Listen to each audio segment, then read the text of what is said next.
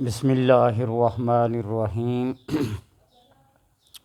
الصلاۃ والسلام علیکہ یا رسول اللہ وعلی آلک و صحابک یا حبیب اللہ اللہم صلی علی محمد و آل محمد۔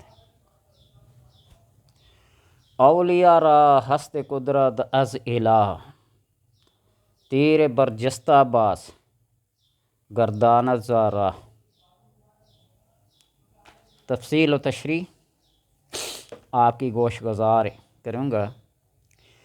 آج کی یہ ویڈیو معلوماتی ویڈیو کے نام سے ہی اگر جانیں تو بہتر ہوگا۔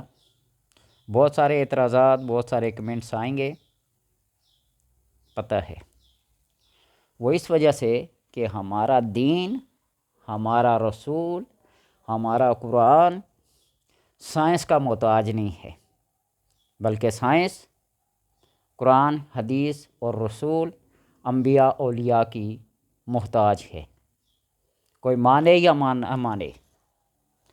مادیت تھک ہار کر جہاں ٹھہر جاتی ہے، وہاں سے روحانیت کی ابتدا ہوتی ہے۔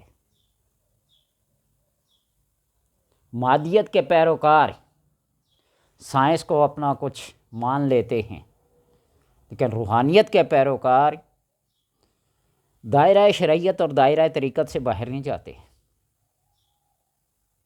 بہت سارے ایسے واقعات، بہت ساری ایسی باتیں جن کو عقل تسلیم نہیں کرتا، لیکن وہ ہم اپناتے ہیں۔ اس کی وجہ یہ ہے کہ وہ شارع علیہ السلام کا حکم ہوتا ہے، وہ انبیاء کا حکم ہوتا ہے۔ موزوں کے اوپر مسح کرنا، پاؤں کے اوپر، عقل کا دخل ہوتا تو نیچے مسح کیا جاتا، لیکن پاؤں کے اوپر کیا جاتا ہے۔ ایک مثال، تفصیلات فقہ کی کتابوں میں بے شمار ہیں، دلائل بھی ہیں۔ حضرت خضر علیہ السلام اور حضرت موسیٰ علیہ السلام کا قصہ، وہ تین مشہور باتیں، کشتی کو نقصان پہنچانا، بچے کو قتل کرنا، اور ایک گاؤں سے کھانا منگا نہیں ملا تو ان کی گری ہوئی دیوار کو بنا لینا۔ اور حضرت خضر نے جدا ہوتے وقت موسیٰ علیہ السلام سے یہ کہا کہ سن لو ان کی تفصیل جن پہ تو صبر نہیں کر سکا، یہ ایسے ہیں۔ دوسری بات، اور تیسری بات یہ ہے کہ نبی اکرم صلی اللہ علیہ وسلم کے صاحبزادہ حضرت ابراہیم کی جب موت واقع ہوئی، وصال ہوا، تو دن کو سورج کو گرہن لگا اور رات کو چاند کو گرہن لگا۔ یہاں سائنس آ کر فیل ہو جاتی ہے۔ کہاں زمین سورج کے درمیان، چاند کے درمیان حائل ہوتی ہے، جو حصہ روشنی والا ہوتا ہے وہ ایسے ہوتا ہے، جس کے آگے حائل ہو جاتی ہے وہ ایسا ہوتا ہے۔ ساری معلومات سائنسی وجوہات کی بنا پر آپ کے سامنے ہے۔ لوگوں نے عرض کیا کہ مغیوں ہونے لگی مشرکین، کفار اور دیگر لوگوں کے درمیان، تو آپ صلی اللہ علیہ وسلم تک یہ بات پہنچی تو فرمائی ان الشمس والقمر آیاتان من آیات اللہ تعالی، سورج اور چاند اللہ کی دو بڑی نشانیوں میں سے نشانیاں ہیں، یہ نہ کسی کی موت پر اور نہ کسی کی پیدائش پہ ایسا ہوتا ہے، یعنی سورج گرہن اور چاند گرہن لگے۔ یہ بات ہے موجودہ صورتحال کے پیش نظر، یہ جو مختلف ملکوں میں ایک طوفان آیا جس کو خاص نام دیا گیا، کراچی کے ساحل سے ٹکرائے گا یہ ہوگا، انڈیا کے ساحل سے ٹکرائے گا تو یہ ہوگا، اتنا بڑا نقصان ہوگا۔ نقصان ہونے میں کوئی شک نہیں۔ اللہ تبارک و تعالیٰ فرماتا ہے نا، شیئا ویذیق بعضکم بأس بعض، آپس میں انسانوں کو لڑا کر، آسمان سے بارشوں کو نازل کر کے، زمین کے اندر سے طوفان، آندھی اور سیلاب کر کے، یہ اللہ تبارک و تعالیٰ کا قانون قدرت ہے۔ وَيُذِيقَ بَعْضَكُمْ بَأْسَ بَعْضٍ، تو اس لیے اعتراضات یہاں آ کر ہوتے ہیں، اور میں تقریباً 3-4 دنوں سے یہ دیکھ رہا ہوں حضرت شاہ عبداللہ غازی رحمۃ اللہ تعالیٰ علیہ کے مزار کے حوالے سے، لوگ کہتے ہیں فلاں جگہ دھماکہ ہوا تو کیوں نہیں روکا، فلاں جگہ ایسے ہوا، زلزلہ ہوا تو کیوں نہیں روکا، اور طوفان جب سمندری آتا ہے تو ٹکرا جاتا ہے۔ اللہ تبارک و تعالیٰ نے کچھ خاص لوگ پیدا کیے ہوئے ہیں جو کائنات کے نظام کو چلا رہے ہیں، کوئی اس کو مانے یا نہ مانے۔ احادیث کا جب مطالعہ کریں تو پتہ چلتا ہے غوث، قطب، ابدال، یہ کن اشخاص کو اور کن چیزوں کو کہتے ہیں، کن اصطلاحات پر یہ مبنی ہیں۔ غوث کا کیا کام ہے، قطب کا کیا کام ہے، ابدال کا کیا کام ہے۔ ان کے ذمہ ڈیوٹیاں لگا رکھی ہیں اللہ تبارک و تعالیٰ نے۔ جبرائیل علیہ السلام کا کیا کام ہے، میکائیل کا کیا کام ہے، اسرافیل کا کیا کام ہے، اور اسرائیل کا کیا کام ہے، سب جانتے ہیں۔ اور ابدال جن کی تعداد مختلف بتائی گئی ہے، ان کا مرکز ملک شام ہے۔ اس بات پہ نہیں جاتا۔ کتب احادیث بری پڑی ہیں، تفاسیر بری پڑی ہیں۔ تو اب یہ کہنا کہ اس طوفان کی وجہ سے شاہ عبداللہ رحمۃ اللہ تعالیٰ علیہ کا مزار اپنی جگہ پہ برقرار ہے۔ میں نے ایک بندے کو کمنٹس میں لکھا کہ باقی نقصانات کو چھوڑو، یہ بات بتاؤ کہ مزار کو کوئی نقصان پہنچا ہے یا نہیں پہنچا۔ تو اس نے بڑے غصے سے رافضیت اور بریلویت کا رد کیا، قبر پرست کے نام سے۔ مانا کہ قبر پرست ایک منٹ کے لیے مان لیتے ہیں، لیکن سوال اپنی جگہ میرا برقرار ہے کہ مزار کو نقصان پہنچا یا نہیں پہنچا، مجھے یہ بات بتائیں۔ پورا کراچی ڈوب گیا، اس بات سے کوئی غرض نہیں ہے مزار کو نقصان پہنچا یا نہیں پہنچا۔ پورے شہر کراچی کو ڈبو دیا طوفان نے۔ بالبحر المسجور کی تفسیر پڑھ کے دیکھ لو۔ اللہ تبارک و تعالیٰ کا یہ قانون قدرت ہے۔ سائنس اپنی پیشن گوئیاں پیش کرتی ہے، قرآن اپنی پیشن گوئیاں پیش کرتا ہے۔ بعض باتیں ایسی ہوتی ہیں کہ قریب رہ کر معلوم نہیں ہوتی اور کہیں دور سے خبر آ جاتی ہے۔ حضرت یعقوب علیہ السلام کے بیٹے حضرت یوسف علیہ السلام 4 میل دور کنویں میں تھے تو خبر نہیں تھی۔ کنعان سے مصر تک وہ ہوا، وہ پیغام، وہ خوشبو، کیا کہا تھا، لاولا ان تفندون، اگر تم مجھے کم عقل نہ سمجھو تو مجھے اپنے یوسف کی خوشبو آ رہی ہے۔ وہ 4 میل قریب تھے تو کچھ خبر نہیں تھی، 40 دن کے مسافت سے خبر کو محسوس کر لیا۔ یہ کیا بات ہے؟ حضرت ابراہیم علیہ السلام کو آگ میں ڈالا گیا، آگ ٹھنڈی ہو گئی۔ انہی کے پوتے حضرت یوسف علیہ السلام کو کنویں میں ڈالا گیا، پانی کی سطح پر وہ رہے۔ کہاں گئی سائنس؟ ثابت کرے یہ کیا ہے۔ کرامات الاولیاء حق، اولیاء کی کرامت کیا ہے؟ حق ہے، اس پہ کوئی۔ مولانا روم رحمۃ اللہ تعالیٰ فرماتے ہیں اولیاء را ہست قدرت ازلا، اولیاء کو اللہ کی طرف سے یہ قدرت حاصل ہوتی ہے کہ تیر برجستہ باز کمان سے نکلے ہوئے تیر کو گردانت زارا راستے سے واپس لے آتے ہیں۔ کمان سے نکلے ہوئے تیر کو راستے سے واپس لے آتے ہیں۔ بات علم تکوین اور علم تشریح میں یہی میں اکثر مثال دیا کرتا ہوں کہ پیشن گوئی تو ہوتی ہے، آ گئی۔ ابھی میں کہہ دوں باہر روڈ پہ ایکسیڈنٹ ہونے والا ہے، اتنے بندے مارے جائیں گے، اتنا نقصان ہوگا، فلاں گاڑی سے ٹکرائے گی، یہ خبر تو دے دی، اور واقعی ایسا ہو بھی جائے تو میں اپنے آپ کو کیا مانوں گا، میں کیا ہوں اور لوگ مجھے کیا کہیں گے؟ یہ تو اتفاقی طور پہ اور قدرتی طور پہ ہو سکتا ہے۔ کمال اور قدرت اس میں ہے کہ اس ہونے والے واقعے کو روک دیا جائے، پھر تو کمال ہے۔ خبر تو تیر تکے سے چل بھی جاتی ہے۔ تو میرا یہ کہنے کا مطلب یہ ہے، مقصد یہ ہے کہ اللہ کے جو نیک بندے، جو نیک ہستیاں ہوتی ہیں، ان کے اوپر تہمت، الزامات اور یہ نہ لگا۔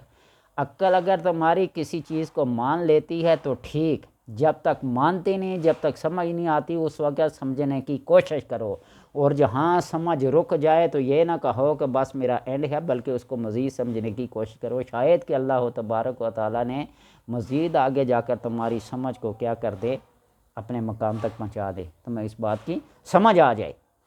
لیکن دیکھنے کے ساتھ ہی کسی چیز کا انکار کر لینا، یہ علم تو نہ ہوا نا۔ اللہ تبارک و تعالیٰ نے اپنا سارا علم، اپنی ساری معلومات بندوں کے اندر تقسیم کر دی۔ وَعَلَّمَ آدَمَ الْأَسْمَاءَ كُلَّهَا ثُمَّ عَرَضَهُمْ عَلَى الْمَلَائِكَةِ، وہ آدم علیہ السلام اور آدم کی اولاد میں یہ منتقل، کسی کے اندر مادیت کو زیادہ رکھا، کسی کے اندر روحانیت کو زیادہ رکھا، کسی کے اندر اسرار کو رکھا، کسی کے اندر رموز کو رکھا، کسی کے اندر کس کو رکھا۔ آج تجربہ کر کے دیکھ لیں، 5 سے 7 MBBS ڈاکٹر اسپیشلسٹ کسی بھی چیز کے ہوں، دماغ کے ہوں، دل کے ہوں، آنکھ ناک کان کے ہوں، جس کے بھی ہوں، اور ایک پیشنٹ جاتا ہے 7 ڈاکٹروں کے پاس، 7 کی مختلف تشخیص نہیں تو مرضی کے نا۔ مادیت کیا ہے؟ اپنے ہاتھ سے بنائی ہوئی چیز کو خود اپنے ہاتھوں سے آپریٹ کرنا اور اس کے رزلٹ ہی لینا۔ روحانیت والوں کے پاس جائیں گے تو وہ اپنی جو انہیں علم دیا گیا ہے، اور روحانیت میں بعض ایسے لوگ ہوتے ہیں اللہ تبارک و تعالیٰ کے، جن کو خود اپنے بارے میں معلوم نہیں ہوتا کہ میں روحانیت کے کس مقام پر ہوں۔ یہ سمجھنے کی بات ہے جو، تو اس لیے جب تک کہ علوم کو، شیخ بونی علیہ رحمہ شمس المعارف میں، یہ کتاب شمس المعارف میں علوم کی 28 قسمیں لکھتے ہیں۔ آج علوم کی کتنی قسمیں ہیں؟ حدیث پڑھیں تو العلم و علمان، 2 ہی قسم کے علم ہیں۔ شیخ بونی نے 28 لکھی، اور آج کتنی شاخیں بن گئی ہیں۔ سائنس کتنے حصوں میں تقسیم ہو گئی ہے۔ میں سائنس کا رد نہیں کر رہا ہوں، سائنس کا انکار نہیں کر رہا، لیکن سارا کچھ اسی پہ ڈیپینڈ کرنا، اسی پہ انحصار کرنا یہ نہیں۔ ما رتم ولا یابس الا فی کتاب مبین، کون سی وہ ایسی خشک اور تر چیز جس کا ذکر قرآن میں نہ ہو۔ شیخ اکبر محی الدین ابن عربی کے بارے میں ہے، گھوڑے پہ جا رہے تھے، ٹھوکر لگی، گر گئے، مریدوں نے، عقیدت مندوں نے، ارادت مندوں نے اٹھانا چاہا، انہوں نے کہا ٹھہر جاؤ، مجھے سوچنے دو کہ قرآن میں یہ آج کے دن اس گھوڑے پر سے گرنا اور اس جگہ پہ گرنا، اس ٹائم پہ گرنا، یہ قرآن میں کہاں لکھا ہوا ہے۔ جب ان کو پتہ چلا خود بخود اٹھے۔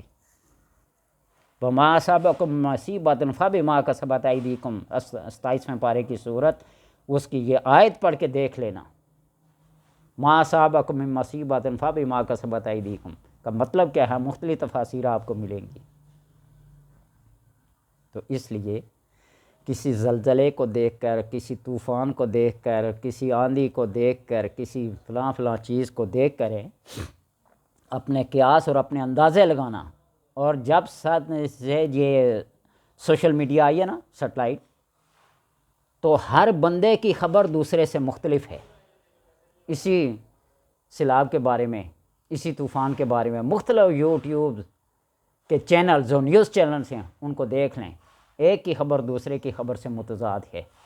کسی بھی حوالے سے، چاہے وہ سیاسی سطح ہو، چاہے وہ مذہبی ہو، چاہے وہ معاشرتی ہو، چاہے وہ سماجی ہو، ہر لحاظ سے ایک ہی خبر دوسرے سے مختلف ہے، اور ایسے ٹائٹل لگاتے ہیں، ایسے تھمب نیل لگاتے ہیں کہ بندہ حیران اور پریشان ہو جاتا ہے۔ تو اس لیے روحانیت کے پیروکار کچھ اور ہیں، مادیت کے پیروکار کچھ اور ہیں۔ منزل مقصود سب کا شاید ایک نہ ہو، لیکن ہمارے نزدیک منزل سب کی ایک ہے، وحدانیت، توحید، رسالت۔ غوث اعظم فرماتے ہیں نا، الشریعت شجر، شریعت جو ہے وہ ایک درخت ہے، وطریقت اغصانھا، اور طریقت جو ہے وہ اس کی ٹہنیاں اور اس کی شاخیں ہیں۔ دونوں لازم اور ملزوم ہیں۔ تو لہٰذا طنز اور تنقید سے بالا ہو کر کیا کریں؟ سمجھنے کی کوشش کریں۔ ہم کوئی قبر پرست نہیں ہیں، ہم کوئی بت پرست نہیں ہیں، کوئی مشرک نہیں ہیں۔ امام اعظم رحمۃ اللہ تعالیٰ علیہ کا فتویٰ ہے فقہ حنفی کہ ہم ماننے والے ہیں لا نکفر اہل القبلہ، ہم قبلہ کی طرف منہ کر کے نماز پڑھنے والوں کو کافر نہیں کرتے۔ من اکل ذبیحتنا، یہ آپ صلی اللہ علیہ وسلم کا فرمان ہے، من اکل ذبیحتنا واستقبل القبلہ، جس نے ہمارے ذبیحہ کو حلال جان لیا، کھا لیا، اور ہمارے قبلہ کو قبلہ بنا لیا، ہم اس کو کافر نہیں کہتے، حتیٰ یہاں تک کہ کفرن بواہن، کھلم کھلا اس کے اندر کفر نہ دیکھا جائے، شرک نہ دیکھا جائے۔ ٹھیک ہے، 3 چیزیں سمجھنے کی کوشش کریں: مذہب، مسلک اور مشرب۔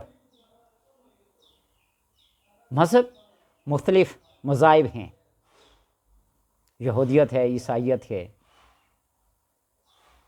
ہندو مت ہے، بدھ مت ہے، اسلام ہے۔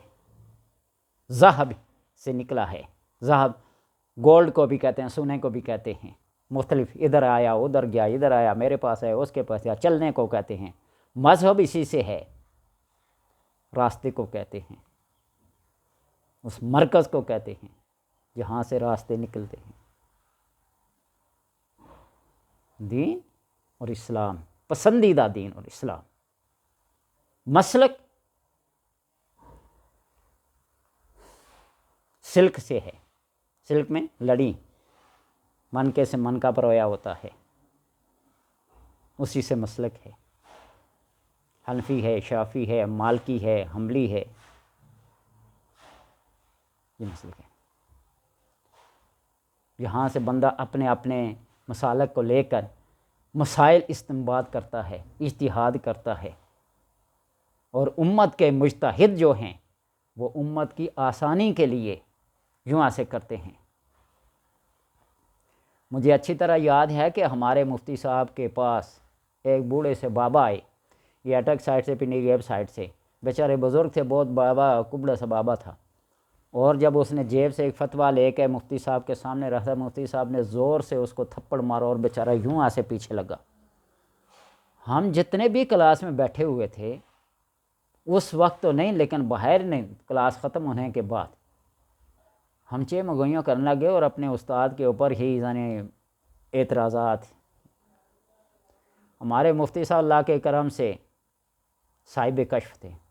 دوسرے پیریڈ میں جب گئے، فرمایا کہ یہ بندہ میرے پاس آیا تھا فتویٰ لے کے، اس کو میں نے پہلے فتویٰ دیا تھا امام شافعی کے مسلک پر، یہ مڑ کے واپس آ گیا۔ وہ ایک خاص مسئلہ تھا حرمت مسائرت کا، تو جب حقیقت ہم پر کھلی تو ہم نے اپنے آپ پہ شرمندگی اور ندامت محسوس کی۔ یہ امت کے مسائل میں آسانی پیدا کرنے کے لیے، خاندان نہ ٹوٹیں، تفرقہ بازی نہ ہو، مجتہدین کے اس پر فتوے ہیں مختلف، اور مشرب، شرب، پینا، یہاں سے لوگوں کو مختلف پیالے پلائے جاتے ہیں عشق و مستی کے، چشتیت کا، نقشبندیت کا، قادریت کا، سروردیت کا، اویسیت کا، 4 مشہور مشرب ہیں، چشتی، قادری، نقشبندی، سروردی۔ اب تو کئی اپنے اپنے بزرگوں کی نسبت سے بن جاتے ہیں، نظام الدین اولیاء کے پیروکار نظامی بن جائیں گے، داتا علی حجویری کے حجویری بن جائیں گے، معین الدین کے معینی بن جائیں گے، نصیر الدین چراغ دہلوی کے نصیری بن جائیں گے، یعنی مختلف یہ مشرب ہیں جہاں سے لوگوں کو عشق و مستی کے وہ جام پلائے جاتے ہیں، عقیدت اور محبت کے۔ مولانا جامی، عبید اللہ احرار، جلال الدین سیوطی، جلال الدین رومی، جلال الدین بخاری، کن کن کے نام گن کے بتائیں؟ اور وہ جام جو اویس کرنی نے پیا تھا، مجھے بھی یہ بات بتائیں کہ ایک صحابی اور ایک تابعی ہے، اور جب وہ حضرت عامر ایک صحابی یا کچھ ایسے نام تھے جو حضرت اویس سے ملنے کے لیے گئے، اور حضرت اویس سے چشمے پہ وضو کر رہے تھے، تو اویس کرنی نے ان کا نام لے کر پکارا، پوچھا تمہیں میرا نام کیسے معلوم ہوا؟ تو کیا فرمایا؟ عرفت روحی روحا کا، میری روح نے تمہاری روح کو پہچانا ہوا ہے۔ اور اسی طرح خواجہ عبید اللہ احرار، مولانا جلال الدین رومی گزر رہے تھے تو نام لے کر پکارا جلال الدین، حیران رہ گئے کہ میرا نام جاننے والا یہ کون؟ تو نے مجھے کیسے پہنچا؟ وہی بات عرفت روحی روحا کا، اپنے استقبال میں لے گئے جہاں گھوڑے زنجیروں سے، سونے کی زنجیروں سے باندھے ہوئے تھے، کہنے لگا یہ اتنے بڑے بزرگ صوفی اور یہ سونا، یہ چاندی، یہ سب کو وزٹ کرا کر اپنے کمرے میں، کمرہ خاص حجرے میں لے گئے جہاں گھاس، یہ خاص قسم کی گھاس ہوتی ہے جو مسجد میں ڈالا کرتے تھے، اس پہ بیٹھے ہوئے ہیں۔ وہ میں نے اپنے دولت کو گدھے اور گھوڑے کی لید میں رکھا ہوا ہے، اور یہاں میں بیٹھ کر اللہ کی یاد میں رہتا ہوں۔ یہ مقام پیدا کرو تو طنز و تنقید کے تیر سارے اپنی جگہ پہ، وہاں عقیدت اور محبت کے پھول نچھاور ہونے لگتے ہیں۔ یہ ہے مشرب، جو رنگ چڑھایا جاتا ہے، جو جام پلایا جاتا ہے۔ حضرت منصور حلاج کو دیکھو، ایک عالم کشف میں وہ جام پی کے مست غلط ہو گئے، سولی پہ چڑھنا گوارا کر لیا، لیکن اس کے بعد ان کی مستی وہ اتری نہیں پھر۔